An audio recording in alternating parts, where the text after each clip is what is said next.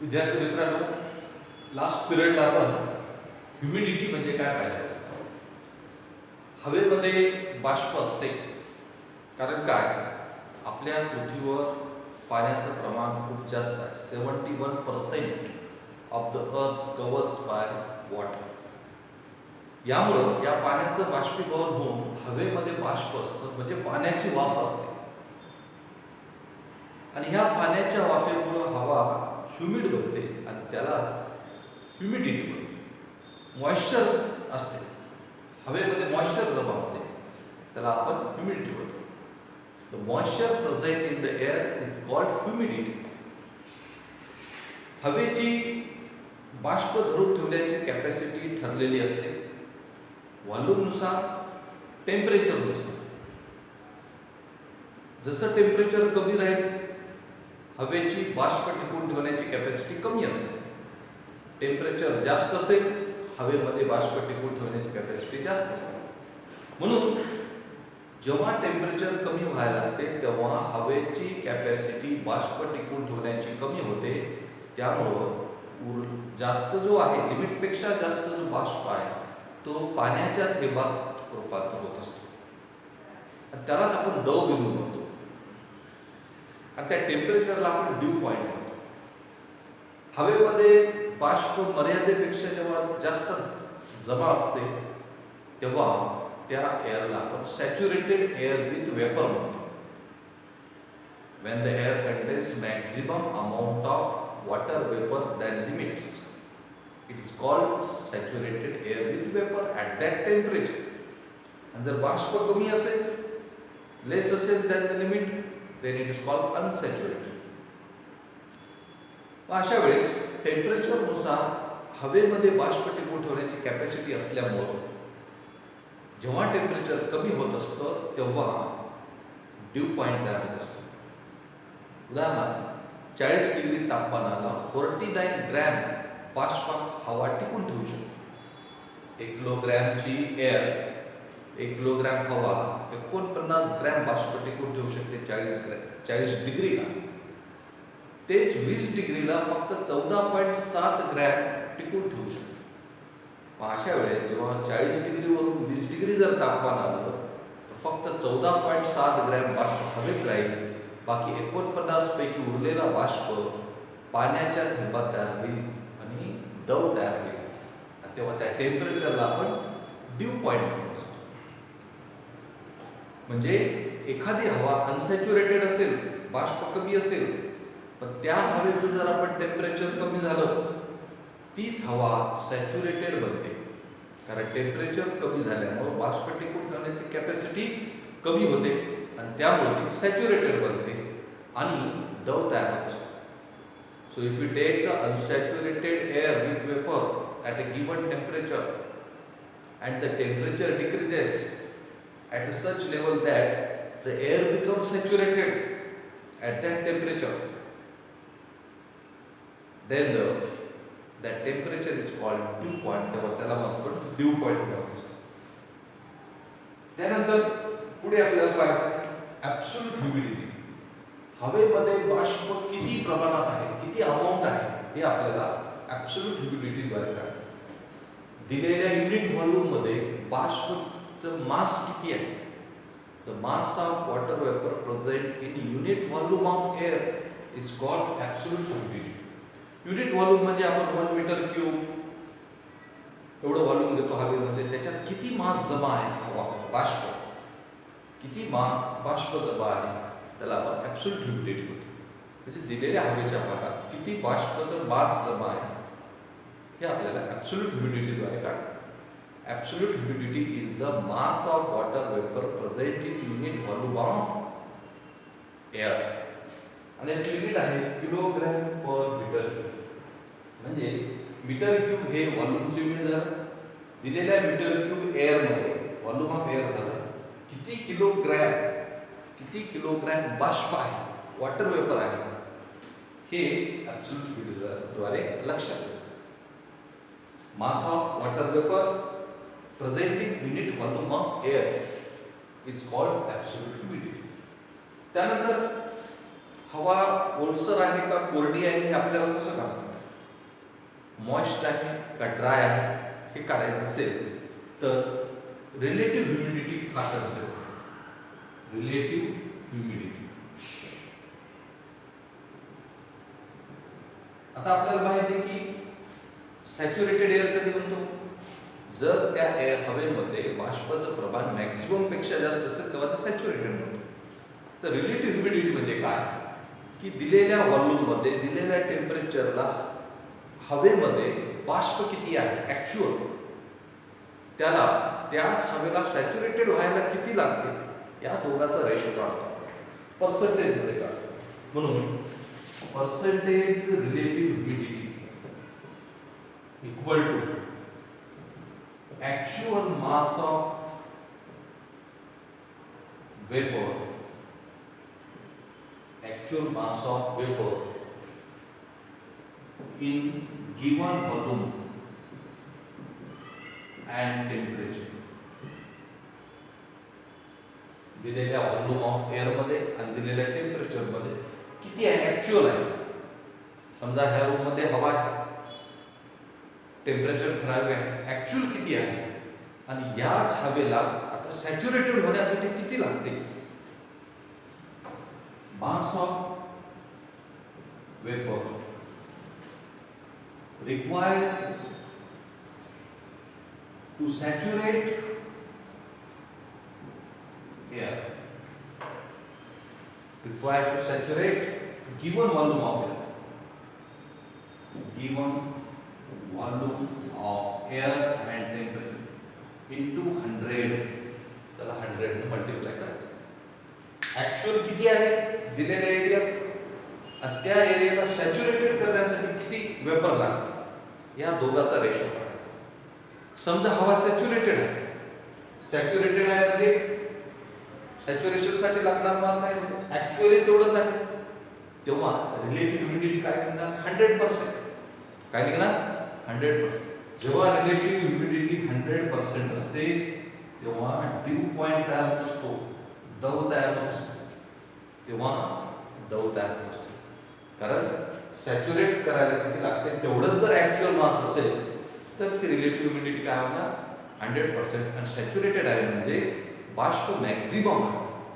जर relative humidity 60% पेक्षा जास्त असेल, ग्रेटर दॅन 60%, तर ती मॉइस्ट एअर असते. कोणती आहे मॉइस्ट एअर. आणि ग्रेटर दॅन 60%, लेस दॅन 60% असेल तर ती हवा ड्राय असेल. कळलं? दिलेली एअर मॉइस्ट आहे का ड्राय आहे हे जर काढायचं असेल 60% पेक्षा जर जास्त रिलेटिव्ह ह्युमिडिटी आली तर ती ओलसर आहे म्हणजे बाष्प जास्त आहे. 60% पेक्षा कमी आहे, बाष्प कमी आहे आणि ती हवा ड्राय आहे असं आपण म्हणतो. आणि 100% असेल रिलेटिव्ह ह्युमिडिटी तेव्हा दव तयार झालेलं असतं, ड्यू पॉइंट तयार झालेलं असतं असं आपल्याला सांगतात. या रिलेटिव्ह ह्युमिडिटी वरूनच आपल्याला एक उदाहरण सांगण्यात येईल की आपण पाहतो की जेव्हा विमान हवेमध्ये उडतं, विमानाद्वारे विमानाच्या इंजिनमधून वॉटर वेपर निघतात.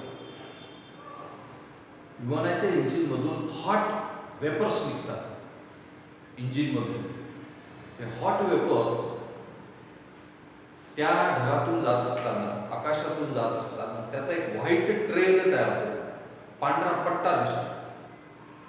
हे त्या रिलेटिव्ह ह्युमिडिटीवर कधी दिसतो कधी दिसत नाही. It depends upon the relative humidity. जर रिलेटिव्ह ह्युमिडिटी जास्त असेल अशा वेळेस म्हणजे बाष्प जास्त असेल, ते जे हॉट वेपर्स आहेत, हॉट वेपर्स लगेच कॉन्डेन्स होतात आणि क्लाउडमध्ये रूपांतर होतात, पांढऱ्या क्लाउडमध्ये आणि पांढरा पट्टा दिसतो. आणि तो डिसअपिअर व्हायला खूप वेळ लागतो, 1-2 तास तो टिकून राहतो.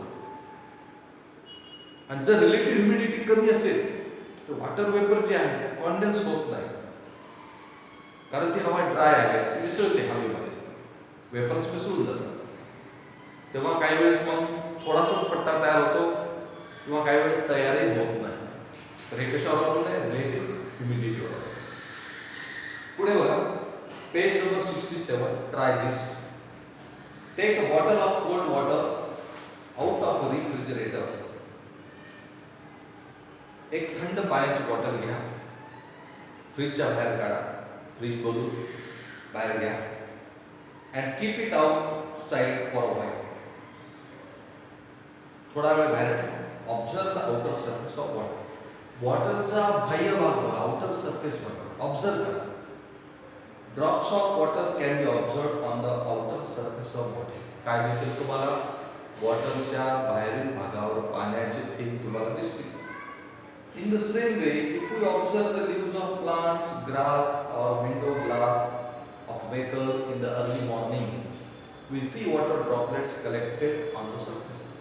असं जर आपण अर्ली मॉर्निंग मध्ये जर आपण झाडाची पानं पाहिली, त्यानंतर गवत पाहिलं, विंडो ग्लास घेतले, गाड्यांचे घेतले, व्हेकलचे घेतले, अशा वेळेस त्याच्यावर पाण्याचे थेंब जमा झालेले दिसतात. तर याच्या मागे कारण काय की दोन गोष्टी सांगता येतात. एक म्हणजे बॉटलच्या बाह्य भागावर आउटर सरफेस पाण्याचे थेंब जमा झाले म्हणजे हवेमध्ये बाष्प आहे. हे सगळे उदाहरण काय सांगतात? It indicates that the water vapour is present in the air. आणि जेव्हा फ्रीज मधली बॉटल आपण बाहेर ठेवतो, पाण्याचे थेंब बाहेर का तयार होतात सरफेसवर? थंड बॉटलमुळे त्या सभोवतालची हवा थंड व्हायला लागते, कुलिंग व्हायला लागते, टेम्परेचर डिक्रीज व्हायला लागते हवेचं. जेव्हा हवेचं टेम्परेचर कमी होते तेव्हा त्याची बाष्प टिकून ठेवण्याची कॅपॅसिटी कमी होते. म्हणून जो काही बाष्प होता तो बाष्प त्या सरफेस जो मिळतो म्हणजे बॉटलचा सरफेस आहे त्या सरफेसवर बाष्पाचं कॉन्डन्सेशन होईल आणि पाण्याचं थेंबात रूपांतर होईल. हिवाळ्यामध्ये तसंच टेम्परेचर कमी झाल्यामुळं बाष्प टिकून ठेवण्याची हवेची कॅपॅसिटी कमी होते आणि उरलेला बाष्प हा झाडाच्या पानावर, गवतावर, काचेवर जमा व्हायला. तर हे या सगळे याला आपण ड्यू पॉइंट. आणि हे टेम्परेचर डिक्रीज झाल्यामुळं हे सगळं कशामुळे होत आहे? टेम्परेचर डिक्रीज झाल्यामुळं हवेची बाष्प टिकून ठेवण्याची कॅपॅसिटी कमी होते. म्हणून उरलेला बाष्प हा पाण्याच्या थेंबात जमा होतो, त्याला द्रवबिंदू म्हणतो. Unit of heat. हीटचं युनिट काढूया. तर हीट एक प्रकारची एनर्जी असल्यामुळं हीटचं याचा युनिट आहे जूल. हीटचं याचा युनिट आहे जूल आणि सीजीएस युनिट आहे calorie. Joule and calorie. Joule याचा युनिट आहे आणि सीजीएस मध्ये कॅलरी. त्यानंतर 1 कॅलरी हीट म्हणजे काय? 1 कॅलरी हीट म्हणजे किती अमाऊंट आहे हे काढायचं असेल तर आपल्याला 1 ग्रॅम वॉटर घ्यावं लागतं. 1 ग्रॅम वॉटर घ्या, त्याला 1 डिग्रीने तापमान वाढवा. 1 डिग्रीने तापमान वाढवण्यासाठी किती हीट तो ऍब्सॉर्ब करतो? ती हीट म्हणजे 1 कॅलरी. तर काय करावं लागतं? त्याला 1 ग्रॅम ऑफ वॉटर घ्यावं लागतं, याला हीट करा, 1 डिग्रीने तापमान वाढवा. तो 1 डिग्री म्हणजे कोणता? 14.5 degree Celsius to 15.5 degree Celsius या रेंजमध्येच वाढवायचं. पाण्याचं तापमान 14.5 ठेवा, त्याला 15.5 वर आणा म्हणजे किती डिग्रीने वाढवणार? 1 डिग्री. तेव्हा वाढवत असताना किती तो हीट ऍब्सॉर्ब करायला, ती हीट म्हणजे किती आहे? 1 डिग्री. हीच का रेंज ठेवली? कारण वेगवेगळ्या रेंजला जरी 1 डिग्री असलं तरी अमाऊंट वेगवेगळा येत होता. म्हणून हा ठराविक रेंज ठेवलेली आहे. यावरून आपल्याला सांगता येईल 1 calorie of heat means the amount of heat absorbed by water, 1 gram of water to increase its temperature from 14.5 degree Celsius to 15.5 degree celsius is known as 1 calorie of heat. त्यानंतर 1 kilo calorie. 1 kilo calorie higher unit आहे. फक्त त्यामध्ये 1 ग्रॅमच्या जागी 1 kilogram water घ्यायचं. याचं temperature कुठून कुठपर्यंत वाढवायचं 14.5 ते 15.5 डिग्री, म्हणजे 1 डिग्रीनच वाढवायचं. So the amount of heat necessary to raise the temperature of water,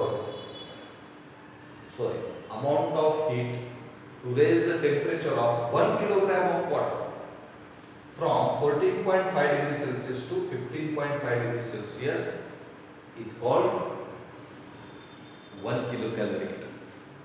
लक्षात घ्या, दोघात फरक काय ते 1 ग्रॅम आणि ते 1 किलोग्रॅम. 1 calorie कधी म्हणणार, the amount of heat necessary to raise the temperature of 1 gram of water from 14.5 degrees Celsius to 15.5 degrees Celsius. 1 kilocalorie कधी म्हणणार, the amount of heat required to raise the temperature of 1 kilogram of water from 14.5 degrees Celsius to 15.5 degrees Celsius is called 1 kilogram. आणि kilo calorie आणि calorie मध्ये फरक आहे. 1 kilo calorie equal to 1000 calorie, हे आपल्याला समजतं.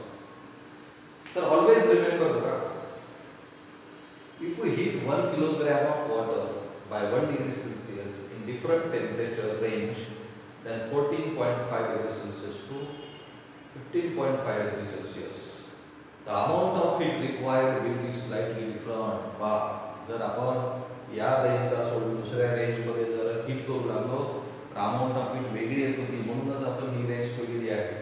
So to define a specific temperature range while defining the unit of heat काढायचं असेल तर आपण त्यासाठी रेंज पकडली. Calorie and joule are related by power. 1 calorie equal to 4.18 joule and 1 kilocalorie equal to 1000 calorie. हे युनिट कन्वर्जन आहे, लक्षात ठेवा. Introduction to scientist, page number 67 बघा. जेम्स प्रिस्कॉट जूल, या शास्त्रज्ञाच्याच नावावरून हीटचं युनिट ठेवले आपण. He was the first person to show that the kinetic energy of tiny particles of matter appear as heat energy. Heat energy म्हणजे काय असते, पदार्थातील जी कायनेटिक एनर्जी आहे ॲटम्स मधली, तीच हीट एनर्जी असते. and that energy can be converted from one form to another. आणि हे आपल्याला कन्वर्ट करता येते, कारण energy can be converted to one form to another. Conversion of heat energy to work use the first law of thermodynamics. थर्मोडायनामिक्सचा first law आहे 11th-12th ला, की याच हीटचं वर्क मध्ये रूपांतर करता येतं. कारण हीट एक एनर्जी आहे आणि ह्या एनर्जीचा यूज करून आपल्याला कार्य करता येतं. हे फर्स्ट लॉ मध्ये आहे. Unit of heat is called joule after heat, आणि जूल युनिट या शास्त्रज्ञावर पडलेला आहे. ओके.